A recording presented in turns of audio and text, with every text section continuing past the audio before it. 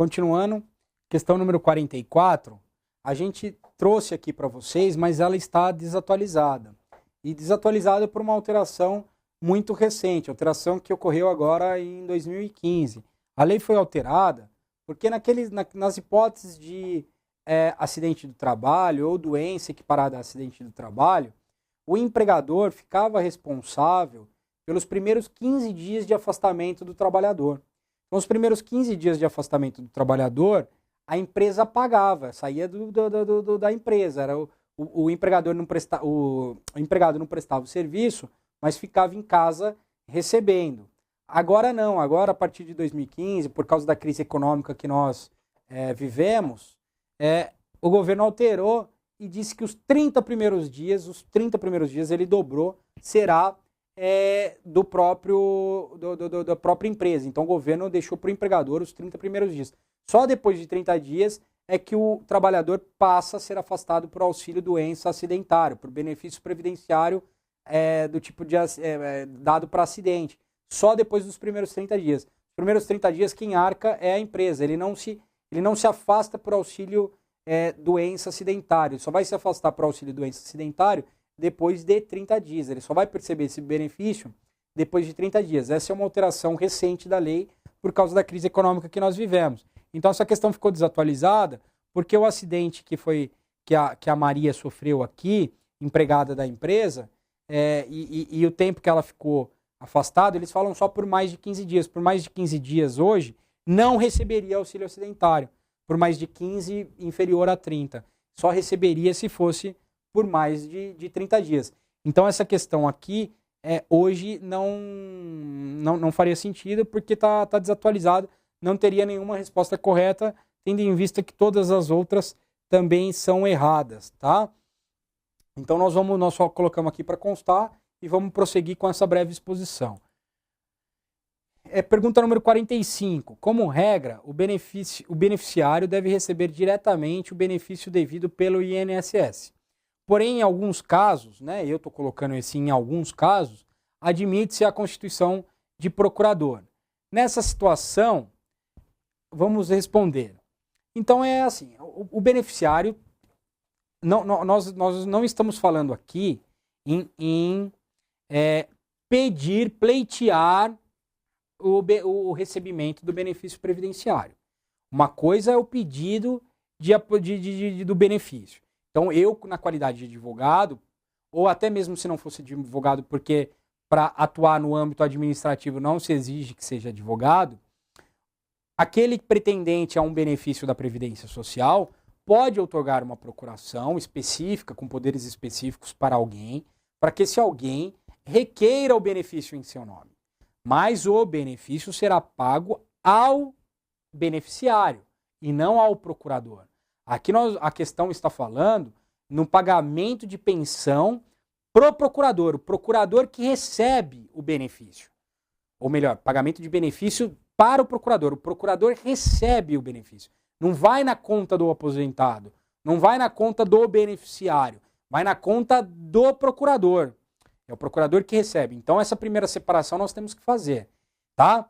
E aqui essa questão foi trazida porque a lei possibilita que os asilos recebam as aposentadorias dos seus internos, das pessoas, dos idosos que convivem naquele asilo. Então essa questão é para explorar essa possibilidade que os asilos, essas instituições de caridade têm de receber a aposentadoria das pessoas que eles auxiliam, que eles dão moradia, dão refeição e assim por diante.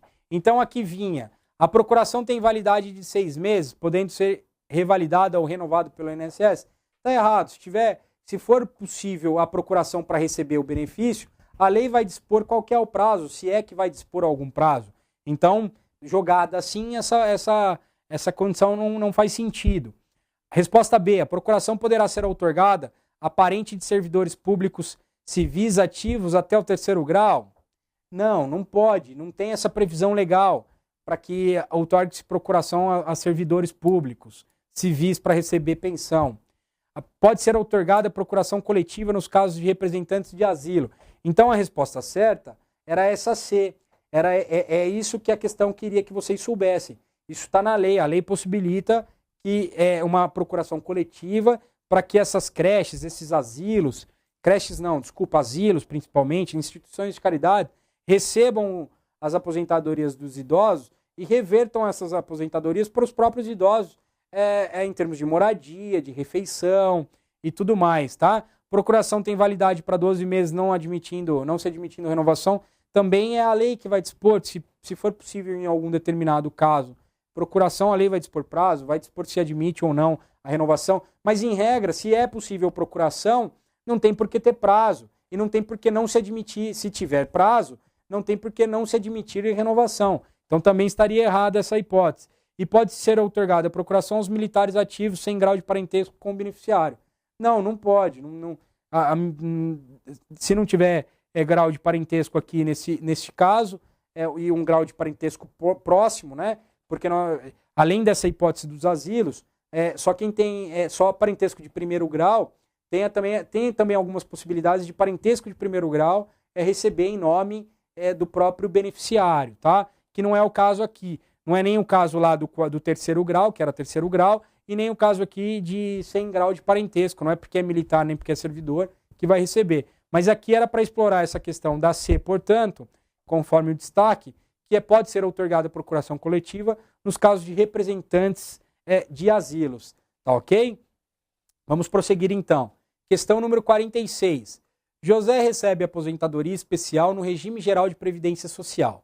Nessa situação, vamos relembrar a aposentadoria especial.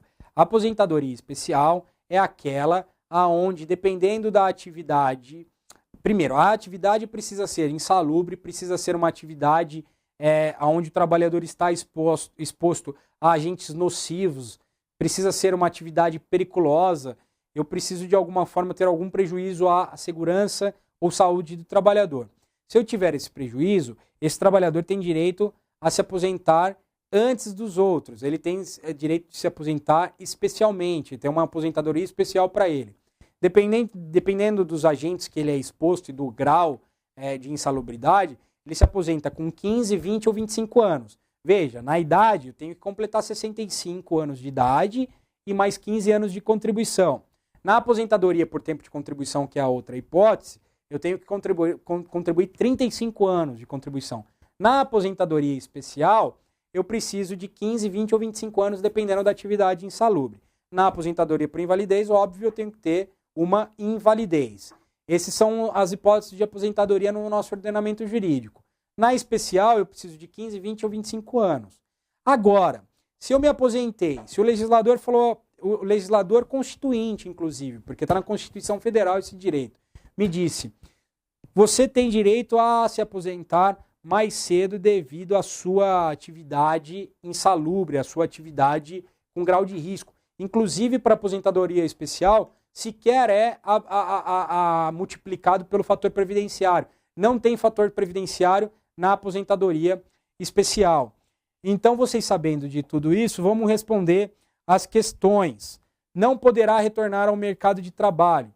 Não poderá retornar à função que ocupava anteriormente à aposentadoria. Gozará de isenção da contribuição previdenciária se retornar ao mercado de trabalho. Está invalidado para o exercício de atividade laborativa. Deve provar o nexo de causalidade entre o agente nocivo e o trabalho desempenhado. Então, sobre a aposentadoria especial, qual que vai ser a correta? Óbvio, não poderá retornar à função que ocupava anteriormente à aposentadoria. Olha, se eu te dei o direito de se aposentar mais cedo, para você ter uma qualidade de vida depois, como que você se aposenta e continua trabalhando na mesma atividade? Se eu nem te penalizei com o fator previdenciário, eu quero que você preserve a sua saúde e segurança. Então, quem se aposenta pelo regime da aposentadoria especial, o trabalhador que faz jus à aposentadoria especial e faz o uso dela e se aposenta por ela, ele não pode retornar ao mercado de trabalho ocupando a mesma função. Ou melhor, ele não pode voltar ao mercado de trabalho ocupando nenhuma função que dê direito à aposentadoria especial, tá? Então não poderá retornar ao mercado de trabalho? Tá errado, porque ele poderá retornar ao mercado de trabalho, mas não em funções insalubres, periculosas, não em funções que dariam, em tese, direito à aposentadoria especial. Gozará de isenção da contribuição previdenciária se retornar no mercado de trabalho? Não. Ele não pode voltar na função, e se ele voltar em uma outra função que não é insalubre, não é periculosa, ele vai ter que contribuir com a Previdência. Até se discute a questão de desaposentação, está no STF, não passou a lei do Congresso, a Dilma vetou a lei do Congresso de recontar as contribuições que são feitas, você se aposenta, volta ao mercado de trabalho, contribui, foi feita uma lei para recontar, a Dilma vetou, o Congresso manteve esse veto da Dilma, então também não contou, então ele não vai ficar isento, ele tem que recolher e não vai poder fazer uso desse recolhimento, a não ser que o STF mude isso ou surja uma outra lei que fale sobre a desaposentação. Está inválido para o exercício da atividade laborativa? Não, a aposentadoria especial não é por invalidez, é porque o Constituinte, a Constituição, deu uma benesse para quem exerce uma atividade especial, deu uma aposentadoria especial para quem exerce uma atividade especial. Deve provar o nexo de causalidade entre o agente nocivo e o trabalho desempenhado? Não, ele precisa provar que o trabalho dele é especial. Não é o nexo causal entre o agente e o trabalho. O trabalho tem que ser especial. O trabalho tem que ser insalubre. Não basta ter um agente nocivo. Porque eu posso ter um agente nocivo, mas não exercer uma atividade especial. Porque eu posso ter um agente nocivo que tem nexo com o trabalho que eu desempenho. Dentro de várias funções que eu desempenho, eu tenho um agente nocivo com nexo. Mas eu tenho um EPI que retira essa insalubridade. A atividade tem que ser insalubre. Todo o exercício da atividade é insalubre. Por isso que a resposta E aqui estaria errada. Então eu tenho que provar a atividade exposta permanentemente a agentes insalubres, a agentes nocivos. O agente nocivo tem que ser insalubre. Não basta ter um agente nocivo na minha atividade. Se eu tiver um agente nocivo na minha atividade, mas me precaver dele, se eu tenho um EPI, um equipamento de proteção individual, que anule esse agente insalubre, digamos, o agente insalubre ruído. Só que eu trabalho com a concha acústica que protege. Então o ruído, a proteção da concha acústica anula o agente nocivo. Então eu não faço jus à aposentadoria especial. Então não basta eu provar o agente nocivo, o nexo causal entre o agente nocivo e a atividade. Olha, eu exerço uma atividade com ruído, tenho um agente nocivo, eu provei o nexo causal do agente nocivo e da minha atividade.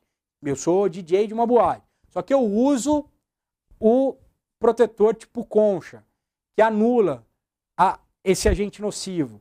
Então, não basta eu provar o agente nocivo. Eu tenho que provar que eu trabalhei permanentemente exposto às condições insalubres e essas condições insalubres não foram anuladas. E como que eu provo isso? Eu provo isso por meio de um PPP, que é um laudo que a empresa deve emitir, chama perfil profissiográfico do profissional. Perfil profissional profissiográfico. Tá ok? Então é esse PPP que vai dizer se a atividade é permanentemente insalubre.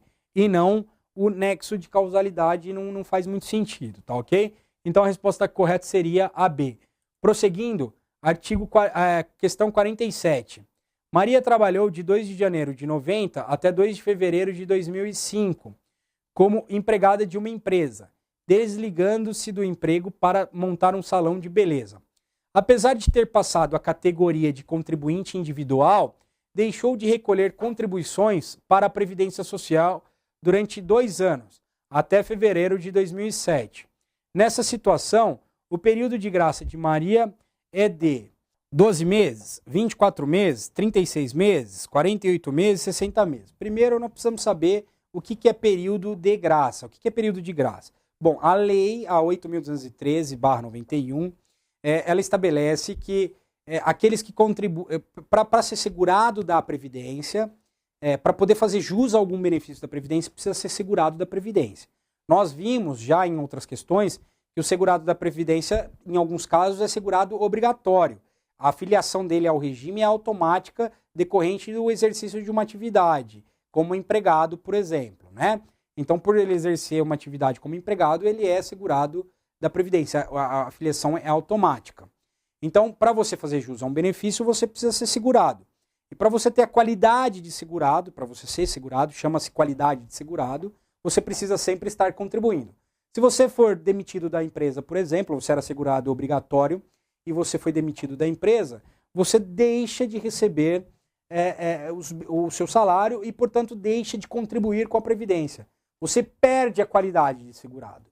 No entanto, para aqueles casos em que os trabalhadores trabalham, para que essa perda não seja automática, logo após a perda do emprego, a Lei 8.203 ela estabelece alguns períodos de graça, que é chamado assim, você fica sem a contribuição, sem estar trabalhando e contribuindo, mas você tem, se precisar de algum benefício, jus, porque você está no período de graça, você não está pagando, mas está no período de graça. E esse período de graça, segundo a lei, é de até 10 anos de trabalho, você tem 12 meses de graça na Previdência Social. Você pode ficar 12 meses sem contribuir e ainda assim vai ser contribuinte, vai ser considerado segurado da Previdência, vai ter qualidade de segurado, tá? Você pode ficar, se você ficar mais de 10 anos, sobe esse prazo de 12 meses para 24 meses de período de graça. Você, mais de 10 anos de trabalho, fica mais de 10 anos contribuindo com a Previdência, você tem 24 meses de período de graça. E se você ainda fizer jus a seguro-desemprego, você tiver o seguro-desemprego, você ainda ganha mais 12 meses de seguro de graça, de graça como qualidade de segurado. Então você pode ter 12, 24 e até 36 meses de período de graça. Nesse caso aqui, óbvio que a resposta seria a B, a 24 meses de período de graça. Por quê?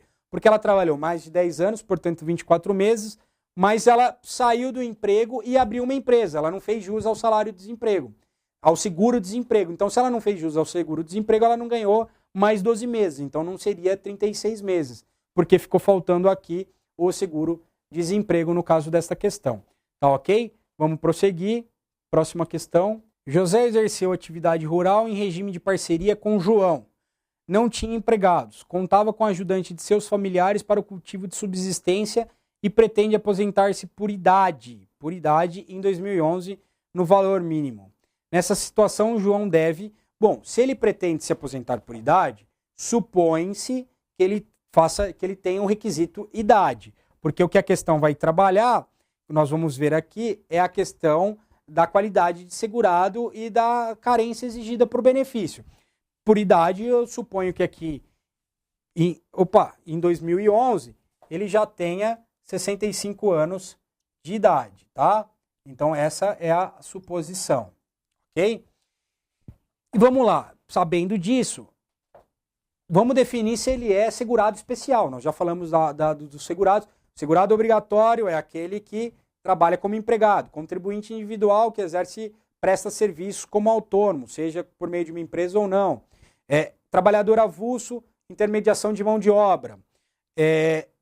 Segurado facultativo, a dona de casa que contribui se quiser ou não. E segurado especial, que é o trabalhador rural, que exerce uma atividade rural em regime de economia familiar, sem ajuda de terceiros. E esse trabalhador, ele independe de carência do benefício. Para ele fazer jus a um benefício da Previdência Social, basta que ele seja um trabalhador rural. Ele não precisa ter carência para os benefícios. Essa é a vantagem de ser um segurado especial, de ser um trabalhador rural em atividade de economia familiar, né? Ele não depende de carência, o benefício dele não depende de carência, tá ok? Então, como que é? Não depende de carência e não depende de contribuição. Tem alguns casos que o trabalhador rural ele tem que recolher, quando ele tem sobra de produção, quando ele não só produz para ele próprio, ele produz para vender, o que ele comercializa, sobre o valor que ele comercializa, ele recolhe uma parcela, tá?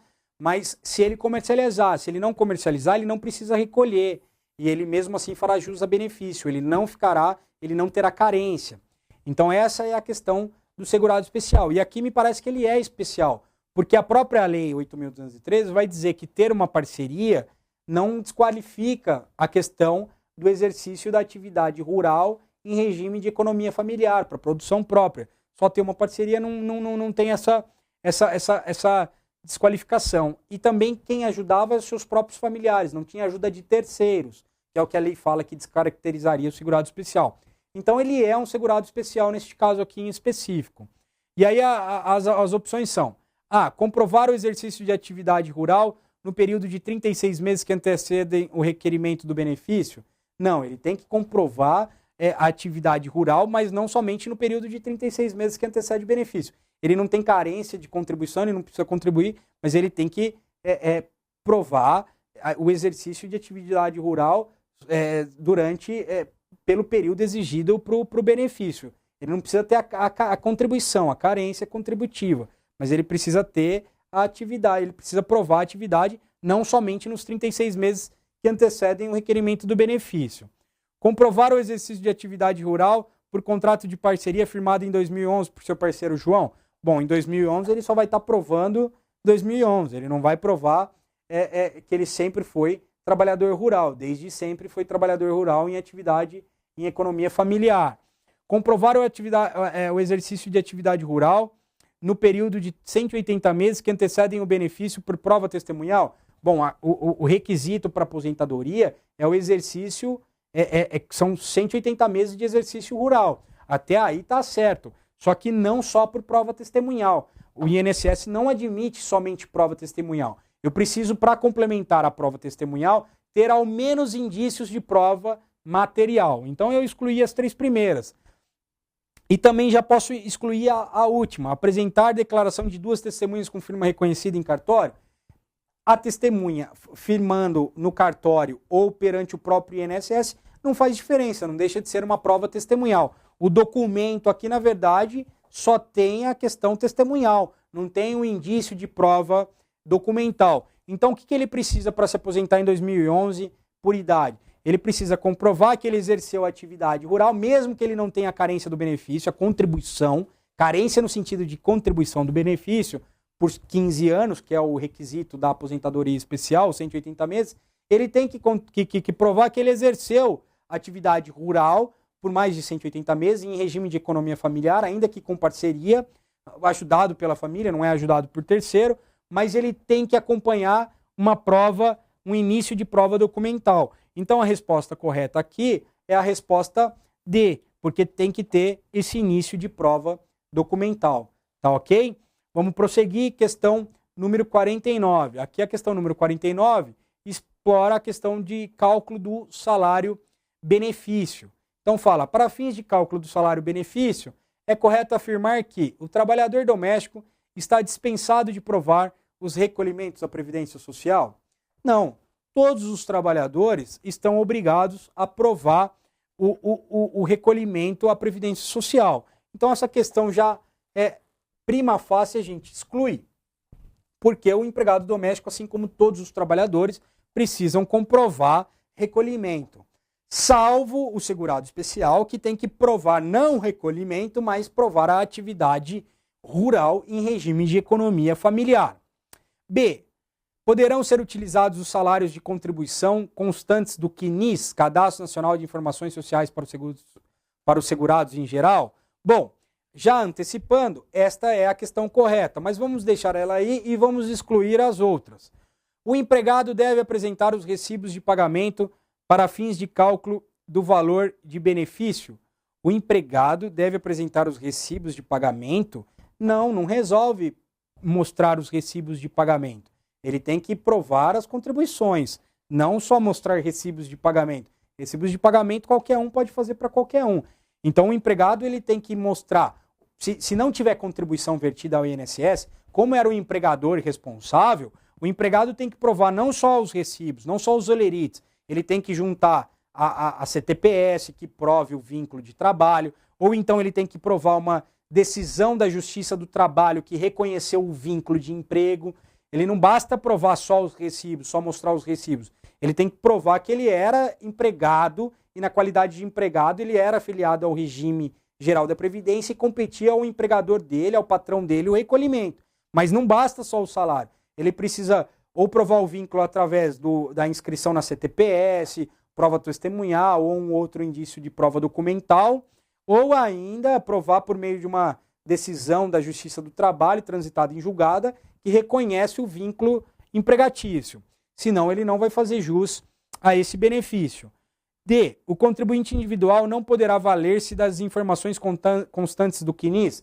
Bom, se eu estou dizendo que o CNIS hoje é o Cadastro Nacional das Informações Sociais, aonde consta todas as informações acerca de vínculos, de contribuições, de exercício de atividade econômica por meio de empresa, prestação de serviço do autônomo, lá consta todas as informações. O CNIS hoje é como se fosse a ficha corrida de trabalho, todas as informações sociais, não é só de trabalho, todas as informações sociais do cidadão está nesse CNIS. Então, todo mundo pode se utilizar do CNIS. É o contrário, o CNIS ele é utilizado para todo mundo. Está errado. O segurado especial deverá comprovar o recolhimento das contribuições. Nós dissemos agora na questão anterior e até mesmo nessa questão que o segurado especial não precisa provar recolhimento. Ele não precisa provar recolhimento, ele precisa provar atividade rural em regime de economia familiar. Então a resposta C, por óbvio, era a B, conforme eu já havia adiantado, e essa B é para mostrar que hoje o Cadastro Nacional das Informações Sociais tem uma validade muito grande, eles estão cada dia mais aperfeiçoados e atualizados e todos podem fazer uso dele, né? Tudo que você comprova lá no INSS, seus vínculos, as empresas hoje e os empregadores, mesmo os empregadores domésticos agora com o E-Social, chama E-Social o programa, todos nós devemos dar todas as informações para o INSS e o INSS sempre tem esse cadastro nacional de informações sociais disponível lá para ele, e esse cadastro é utilizado para fazer prova das contribuições e dos vínculos que os trabalhadores tiveram para fins previdenciários. Tá ok? Artigo 40, questão 49 respondida. Vamos passar à resposta da 50. Vamos passar à questão 50. Em relação às contribuições previdenciárias devidas pelos contribuintes da Previdência Social, é correto afirmar que o segurado especial está dispensado de recolhê-las? Presume-se o recolhimento das contribuições do empregado? Presume-se o recolhimento das contribuições do trabalhador eventual? O prazo de vencimento da contribuição das empresas é no dia 10 de cada mês? O empregado doméstico deve recolher sua contribuição até o dia 10 de cada mês? Bom, aqui algumas questões. Essa questão não ficou desatualizada perante a Previdência, pela prova que hoje em 2005 não ficou desatualizada, mas houveram alterações nas datas de pagamento do INSS. Hoje o INSS, por exemplo, no E-Social, é pago até o dia 7 do mês. Mesmo as empresas têm que pagar até o dia 7, e mesmo os empregados têm que pagar até o dia 7. Hoje até o dia 7. Mas como essa questão essas hipóteses aqui, essas alíneas, seriam mesmo erradas, nós não desconsideramos a questão, porque hoje teria que ser até o dia 7, antes de 2015, antes da alteração que foi feita agora muito recentemente, as contribuições, por exemplo, das empresas, poderia ser até o dia 15 de cada mês. O contribuinte também, por exemplo, facultativo, podia contribuir até o dia 15 de cada mês. Hoje já é até o dia 7, mudou essa data, mas nós mesmo assim aproveitamos a questão porque essas duas hipóteses aqui, elas estariam erradas porque era até o dia 15. Então elas já estariam erradas de qualquer forma, tá? Então sobrou as três. O segurado especial está dispensado de recolher as contribuições previdenciárias? Nós dissemos em duas questões atrás, ou uma, que o segurado especial, ele não precisa de fato comprovar recolhimento de contribuição, desde que ele não tenha um excesso de produção, não comercialize a produção. Então quem que é o segurado especial? É aquele que exerce atividade rural, né, em regime de economia familiar, para o consumo próprio. Só que se ele comercializa a produção, como eu disse, ele tem que emitir uma nota dessa produção que é comercializada. E sobre essa nota incide uma contribuição social, sim. Então ele não fica dispensada de todo modo de recolher. Se ele tiver faturamento, se ele produzir para vender, ele tem que recolher sobre a produção, sim. Sobre a produção ele recolhe. Então a A também estaria errado. Aí sobrou, presume-se o recolhimento das contribuições do empregado e do trabalhador eventual. É verdade? Não, a do trabalhador eventual não se presume. Por quê? Porque o trabalhador eventual, diferente das contribuições do empregado, não é filiado automaticamente à Previdência Social. Vou me explicar. O empregado, quem que é o empregado? O empregado CLT, ele entrou na empresa, automaticamente ele está filiado, com vontade ou sem vontade, à Previdência Social. A própria assinatura da CLT já lhe deixa vinculado. E quem que tem que contribuir? Quem tem que contribuir é o empregador dele. O empregador dele é responsável pela contribuição.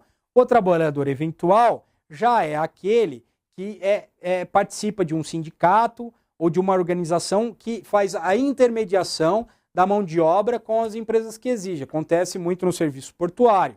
Nos portos, esses navios de multinacionais atracam no porto, eles não vão contratar um empregado, assinar CTPS, a Carteira de Trabalho e Previdência Social. Até porque eles vão ficar um dia só descarregando e vão embora, então não vão ter um empregado.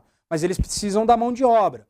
Então essa mão de obra quem vai ceder é uma organização ou o próprio sindicato, é o sindicato dos portuários, e esses sindicatos têm os seus trabalhadores, que ao próprio sindicato, e os trabalhadores são vinculados ao sindicato, recebem do sindicato. Então a multinacional lá, dona do navio, paga o sindicato e o sindicato paga o trabalhador.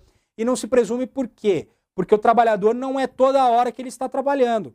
Depende da intermediação, depende do serviço. Tem que ter o serviço para o sindicato intermediar e fazer o serviço. E do pagamento que é feito pelo sindicato ao trabalhador, o sindicato também retém a parcela do trabalhador e contribui para a Previdência Social. Mas não tem a presunção, porque não é todo mês que tem o trabalho, é eventual. O trabalho é eventual. Não é o trabalhador... Esse trabalho é avulso, é eventual, tá? E também aqui trabalho eventual, nós podemos considerar trabalho eventual de qualquer maneira.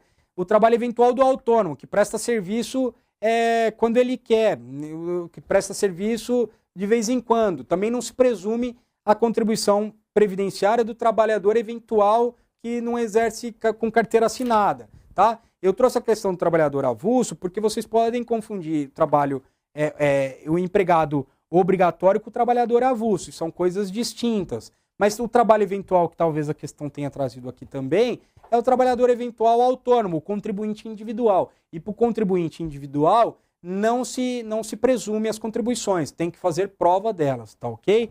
Então a opção B, a opção certa aqui, até por exclusão, é que é a do contribuições do empregado, e não do trabalhador eventual, que eu não sei muito bem se é do avulso, que é intermediado, que depende de ter o trabalho para poder ter o recebimento e o recolhimento, ou então do trabalhador eventual no sentido de presta o serviço de vez em quando, trabalhador autônomo, e trabalhador autônomo, como nós já vimos, é o contribuinte individual, tá ok? Assim fechamos a questão 50.